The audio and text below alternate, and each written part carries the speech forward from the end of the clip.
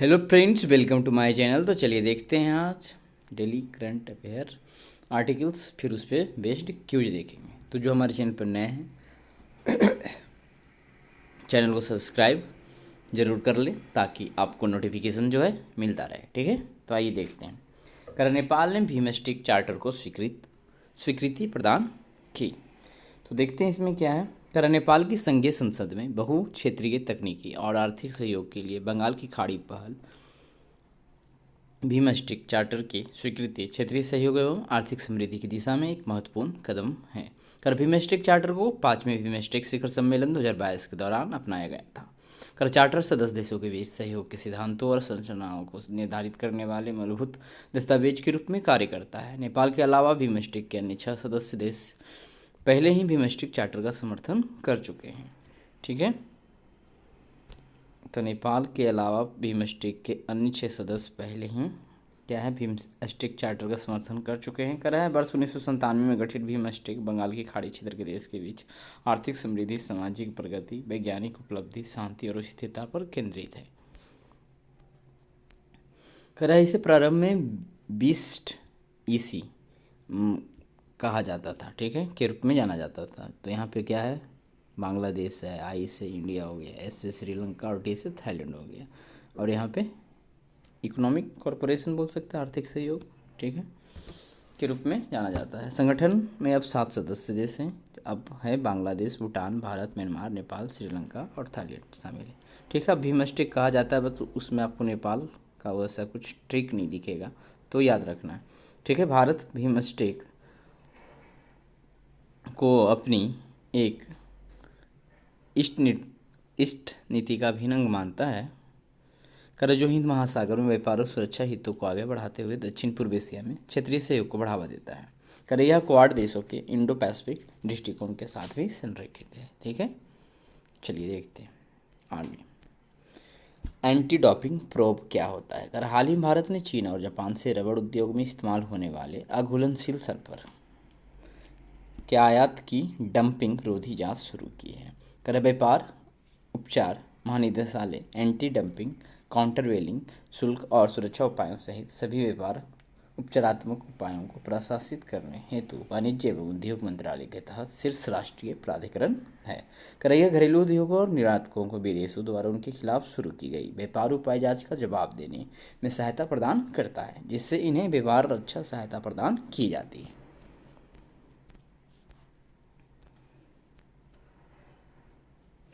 Cello fact क्या है, तो हाल फिलहाल ये खबरों में था कि हाल ही में अमेरिकी उपराष्ट्रपति कमला हैरिस का वायरल वीडियो सैलो फैक्ट के संबंध में समाज के समक्ष मौजूद जोखिम की ओर इशारा करता है। कर सैलो फैक्ट के चिप फेक का ऐसे चित्र, वीडियो और वॉइस क्लिप से है जो आर्टिफिशियल इंटेलिजेंस तकनीक की मदद के बिना या तो संपादन या अन्य सरल सॉफ्टवेयर टूल का उपयोग करके बनाए जाते हैं। कर डीप फेक सिंथेटिक मीडिया है जिसमें दृश्य व ऑडियो सामग्री में हेरफेर करने, यानी आमतौर पर किसी को धोखा देने या गुमराह करने के इरादे से के क्रम में एक एआई का उपयोग यानी आर्टिफिशियल इंटेलिजेंस का उपयोग होता है।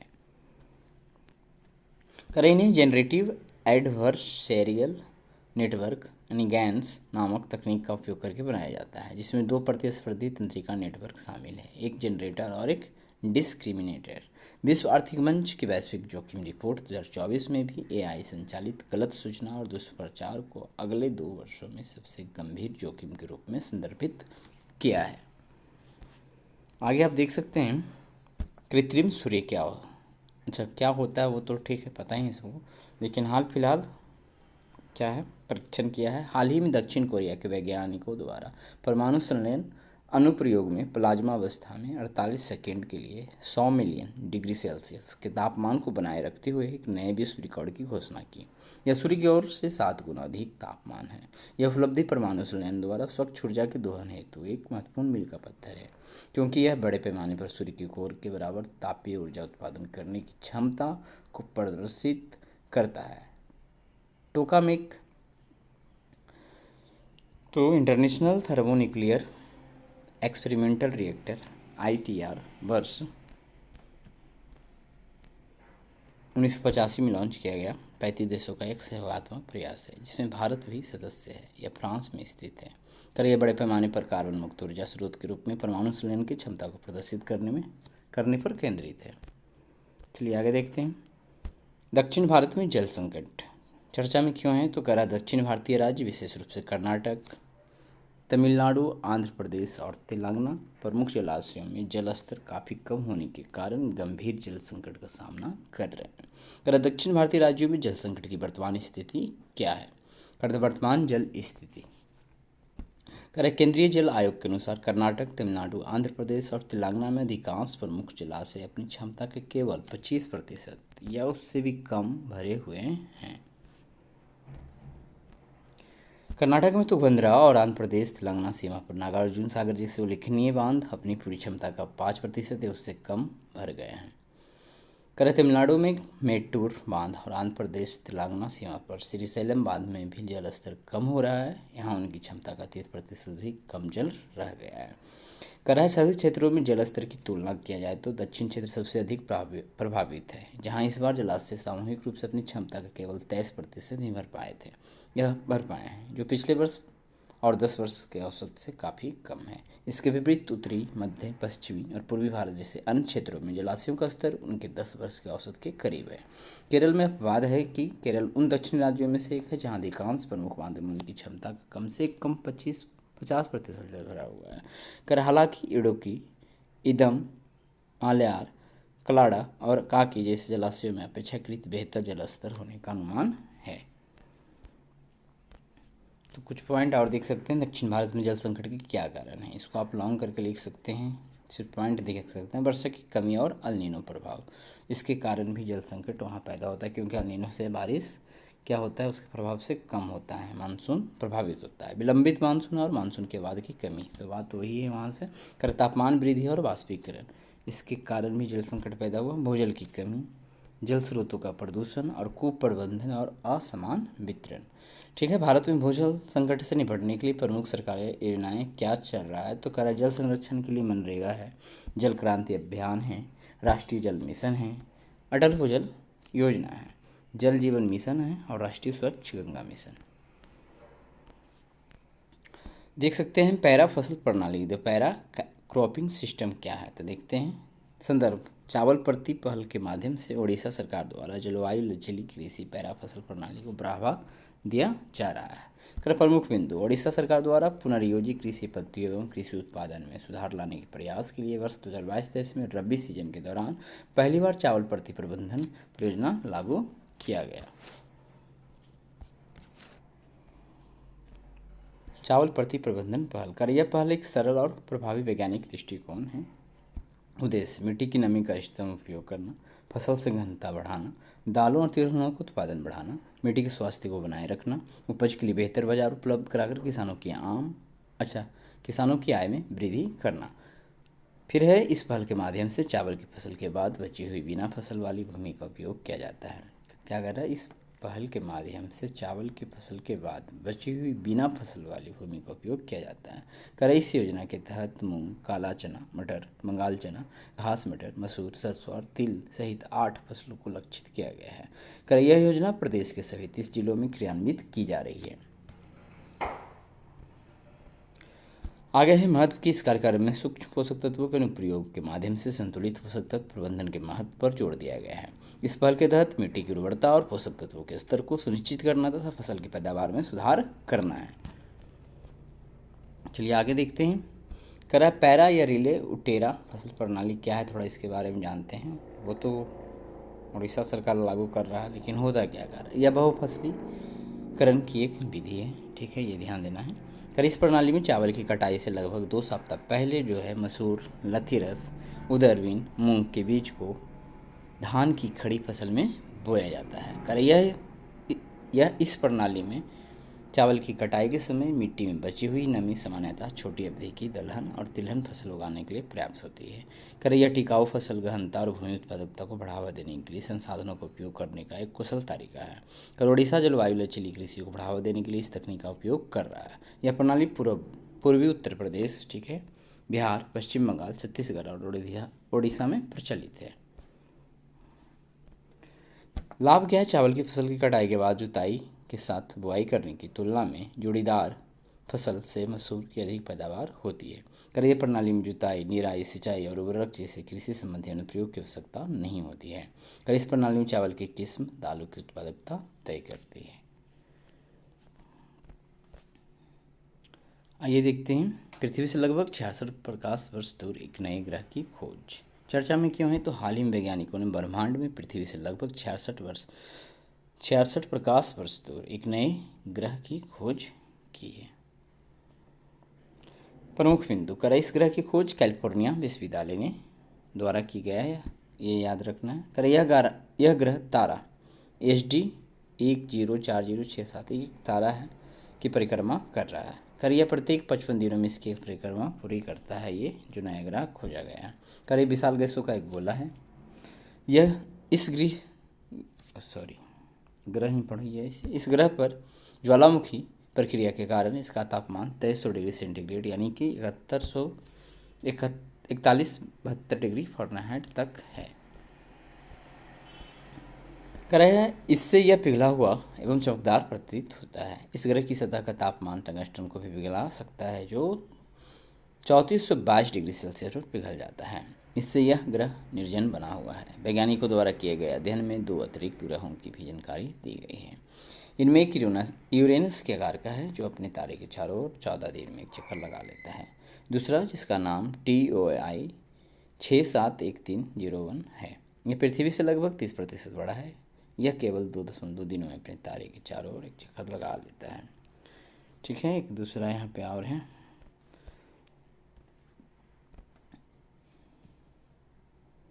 इन ग्रहों की खोज 2 अलग अलग खगोलीय तकनीकों के माध्यम से की गई है। पहला, किसी ग्रह द्वारा अपने तारे पर लगाए जाने वाले गुरुत्वाकर्षण की चाप के अवलोकन पर निर्भर करता है, जिससे तारे के प्रकाश में एक पता लगाने योग्य डगमगाहट पैदा होती है। दूसरी विधि तारे की चमक में गिरावट देखती है, जो यह संकेत देती है कि एक ग्रह उसके सामने से गुजर रहा है और क्षण भर के लिए उसकी रोशनी को अवरुद्ध कर रहा है। नाटो के बारे में थोड़ा देखेंगे। ठीक है, परिचय। उत्तरी अटलांटिक संधि संगठन या नाटो वर्ष 1949 में गठित किया गया एक अंतर सरकारी सैनिक गठबंधन है। इसे संभावित आक्रामकता, विशेष रूप से शीत युद्ध काल के दौरान सोवियत संघ की ओर से संभावित आक्रामकता के विरुद्ध सामूहिक रक्षा प्रदान करने के प्राथमिक लक्ष्य के साथ स्थापित किया गया था। समय के साथ नाटो अपने मूल्य अधिदेश से आगे बढ़ते हुए विभिन्न सुरक्षा चुनौतियों से निपटने हेतु विकसित हुआ है। थोड़ा और देखेंगे। इतिहास का गठन। यूरोप और उत्तरी अमेरिका के 12 संस्थापक सदस्य देशों द्वारा वाशिंगटन DC में उत्तरी अटलांटिक संधि पर हस्ताक्षर के साथ 4 अप्रैल 1949 को नाटो की स्थापना की गई। शीत युद्ध काल। शीत युद्ध के दौरान नाटो ने सोवियत विस्तारवाद के विरुद्ध एक निवारक शक्ति के रूप में कार्य किया, जहां संयुक्त राज्य अमेरिका द्वारा अपने यूरोपीय सहयोगियों को महत्वपूर्ण सैन्य सहायता प्रदान की गई। सोवियत संघ के विघटन के बाद नाटो ने अपने दायरे का विस्तार करते हुए संकट प्रबंधन, संघर्ष की रोकथाम और सरकारी सुरक्षा प्रयासों जैसे विषयों पर ध्यान केंद्रित किया। आगे आप देख सकते हैं। सदस्यता की बात किया जाए तो मूल सदस्य हैं नाटो के मूल 12 संस्थापक सदस्यों में बेल्जियम है, Canada, Denmark, France, Iceland, Italy, Luxembourg, Netherland, Norway, पुर्तगाल, यूनाइटेड किंगडम और संयुक्त राज्य अमेरिका शामिल थे। विस्तार किया। स्थापना के बाद से नाटो का विस्तार हुआ, जहां अलग अलग दौर में नए सदस्य देश शामिल किए गए। गठबंधन में वर्तमान में 32 सदस्य देश शामिल है, ये ध्यान रखना है। मिशन और उद्देश्य इसका क्या है? तो सामूहिक रक्षा। नाटो का प्राथमिक मिशन सामूहिक रक्षा है, जैसा कि उत्तरी अटलांटिक संधि के अनुच्छेद 5 में लिखित है। इस अनुच्छेद में कहा गया है कि किसी एक सदस्य देश पर हमला सभी पर हमला माना जाएगा और सदस्य सामूहिक रूप से प्रतिक्रिया देंगे। संकट प्रबंधन है तो नाटो सामूहिक रक्षा के अलावा दुनिया भर के विभिन्न क्षेत्रों में संघर्ष की रोकथाम, शांति स्थापना और स्थिरीकरण प्रयासों सहित विभिन्न संकट प्रबंधन गतिविधियों में संलग्न है। संरचना इसकी देखी जाए तो राजनीतिक नेतृत्व है तो उत्तरी अटलांटिक परिषद नाटो के प्रमुख राजनीतिक निर्णयकारी निकाय के रूप में कार्य करती है, जिसमें सभी सदस्य देशों के राजदूत शामिल होते हैं। सैनिक कमान संरचना। नाटो की सैनिक कमान संरचना में परिचालन, योजना एवं निष्पादन के लिए उत्तरदायी रणनीतिक कमान, उदाहरण के लिए एलाइड कमांड ऑपरेशंस के साथ साथ क्षेत्रीय कमान और बल मुख्यालय शामिल है। एकीकृत सैन्य बल, कर नाटो एकीकृत सैन्य बलों को बनाए रखता है, जहां सदस्य देशों को नाटो कमान के तहत सामूहिक रक्षा प्रयासों में कर्मियों और संसाधनों का योगदान करने की अनुमति मिलती है। आइए देखते हैं तकनीकी राइट ऑफ क्या होता है। टेक्निकल राइट ऑफ उधारकर्ताओं को ऋण खाते में ऐसी गैर निष्पादित परिसंपत्तियाँ, जिसको एनपीए बोलते हैं, ठीक है, जिनकी वसूली की संभावना लगभग शून्य हो जाती है या उसकी वसूली लागत उससे संभावित वसूली योग्य मूल्य से अधिक हो जाती है। कर बैंकों के लिए ऐसे एनपीए को बैलेंस शीट में रखना अनुत्पादक हो जाता है। बैंक अपनी साख बनाए रखने के लिए बट्टे खाते में डाल देती है। इसे ही तकनीकी राइट ऑफ कहते हैं। तो आज हमने लगभग सारा आर्टिकल देख लिया, तो चलिए शुरू करते हैं आज का इस पे बेस्ट क्यूज। आइए देख लेते हैं थोड़ा सा। कर नाटो के संदर्भ में निम्नलिखित कथनों पर विचार कीजिए। तो पहला क्या है, कितने कथन सत्य है बताना है। उत्तरी अटलांटिक संधि संगठन या नाटो वर्ष 1949 में गठित एक अंतर सरकारी सैन्य संगठन है, ये हमने देखा, सही है। गठबंधन में वर्तमान में 32 सदस्य, ये भी देखा। नाटो को प्राथमिक मिशन सामूहिक रक्षा है, जैसा कि उत्तरी अटलांटिक संधि के अनुच्छेद 5 में लिखित थी, ये भी सही था, सभी सही है, ऑप्शन सी करेक्ट हो जाएगा। करा पैरा या रिले या उटेरा फसल प्रणाली के संदर्भ में निम्नलिखित कथनों पर विचार कीजिए। करैया कितने कथन सत्य है बताना है। करैया फसलीकरण की एक विधि है, ये हमने देखा। कर इस प्रणाली में चावल की कटाई से लगभग 2 सप्ताह पहले मसूर, लथीरस, उदरबीन, मूंग के बीज को धान की खड़ी फसल में बोया जाता है, ये भी हमने देखा। कर यह प्रणाली पूर्वी उत्तर प्रदेश, बिहार, पश्चिम बंगाल, छत्तीसगढ़ और उड़ीसा में प्रचलित है, तो ये भी हमने देखा, ये भी सही है। कर इस प्रणाली में चावल की किस्म दालों की उत्पादकता तय करती है, ये भी हमने देखा, तो सभी सही, ऑप्शन डी यहाँ पे करेक्ट हो जाएगा। ठीक है, आइए देखते हैं। कर दक्षिण भारत में जल संकट के संदर्भ में निम्नलिखित कथनों पर विचार कीजिए। कर दक्षिण भारतीय राज्य विशेष रूप से कर्नाटक, तमिलनाडु, आंध्र प्रदेश और तेलंगाना प्रमुख जलाशयों में जलस्तर काफ़ी कम होने के कारण गंभीर जल संकट का सामना कर रहे हैं, तो ये बात हमने देखा। कर केरल उन दक्षिण राज्यों में से एक है जहाँ अधिकांश प्रमुख बांधे उनकी क्षमता का कम से कम 80% जल भरा हुआ है, तो ध्यान देना है वह, यहाँ पर हमने देखा 50%, ठीक है। तो कथन कौन सा सत्य है, तो क्या होगा, केवल एक है, ऑप्शन ए हो जाना चाहिए, ठीक है। चलिए आगे देखते हैं। करण निम्नलिखित में से किस देश के वैज्ञानिकों द्वारा परमाणु संलयन अनुप्रयोग में प्लाज्मा अवस्था में 48 सेकेंड के लिए 100 मिलियन डिग्री सेल्सियस के तापमान को बनाए रखते हुए एक नए विश्व रिकॉर्ड की घोषणा की है, तो कौन सा देश था वो, दक्षिण कोरिया था ना, तो ऑप्शन बी होना चाहिए। चलिए देखते हैं। करण निम्नलिखित कथनों पर विचार कीजिए। ऑडियो के विषय को बदल सकते हैं, चलिए अभी ऐसा कुछ पता नहीं चल रहा है, आगे देखते हैं। नकली आवाज़ के छोटे प्रतिदर्श बनाए जा सकते हैं, उसका प्रतिलिपि कर ऑडियो को उच्च स्तर की सटीकता के साथ प्रस्तुत किया जा सकता है। ये कर वीडियो को किसी भी स्थान से लिया जा सकता है, ये अभी सही है कि नहीं वो नीचे देखेंगे। कर उपयुक्त में से कितने परिवर्तन सतही फेंक की सहायता से किया जा सकता है, ठीक है, तो ये सारा किया जा सकता है, ठीक है ना, तो सभी चारों यहाँ पे सही होगा, ऑप्शन डी करेक्ट हो जाएगा। चलिए ये 2 क्वेश्चन आपके लिए, ये आप कमेंट में बता सकते हैं। क्या निम्न में किस देश ने विश्व की पहली जेट शूट रेस का आयोजन किया है, ठीक है। कनाडा है, अमेरिका है, ऑस्ट्रेलिया है और डी है यूनाइटेड स्टेट ऑफ एमिरेट्स। चलिए आगे देखते हैं। इसका भी बताना है। विश्व स्वास्थ्य दिवस 2024 का विषय क्या है, जो 7 अप्रैल को मनाया जाता है, ठीक है। तो यहाँ पे है 4 ऑप्शन, स्वस्थ जीवन, सुखी जीवन। बी है मेरा स्वास्थ्य मेरा अधिकार। सी है वैश्विक कल्याण जागरूकता। डी है सभी के लिए स्वास्थ्य सेवा। तो कौन सा आंसर होगा ये आप कमेंट में बताना है। तो वीडियो अच्छा लग रहा हो तो चैनल जरूर सब्सक्राइब कर ले।